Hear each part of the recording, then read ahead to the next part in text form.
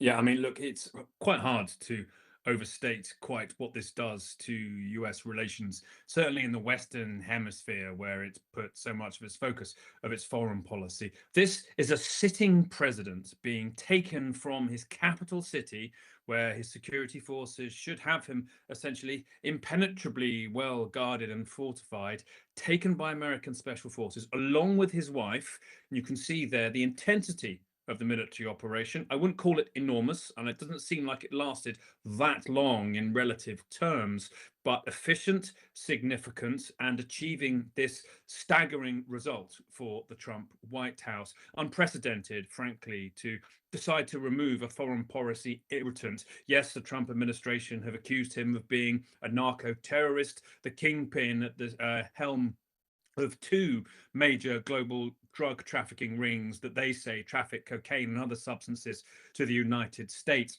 But simply to fly in with your special forces into another country run by a rival that is an irritant and take out, take away, capture, and fly to the United States, their sitting president, is an utterly startling moment. It shows, I think, the unbridled confidence with which President Trump at times operates. Some, I think, his critics would call this reckless because at this stage, we don't really know what comes next. We don't know the damage done to Venezuelan civilians during these military operations, and we don't know the risks potentially that follow through perhaps his successor, whoever Maduro's successor may indeed end up being, choosing to be more anti-American, or the possibility of further chaos if we see the criminal groups who the US alleges are so key in Venezuelan society struggle for influence, or we see some kind of wider collapse. So a lot that still has to be answered right now, but be in no mistake, Vic, this is a startling moment.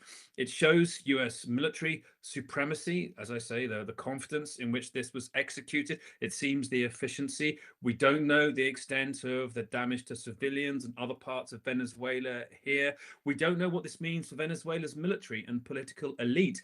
They've stood strong around Maduro for over a decade now. They are clearly going to be in disarray right now. You will have, of course, questions being asked about who really wants that job as the successor, if indeed they too could potentially risk abduction by US special forces in the dead of night.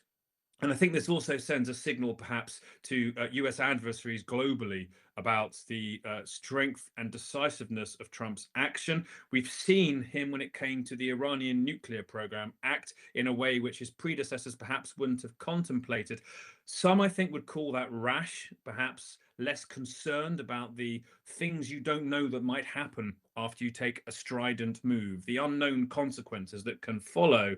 But in this instance, we are now looking at a startling moment where a sitting president of a nation that has been a long-term irritant in US foreign policy in its near abroad has simply been captured and taken to the United States.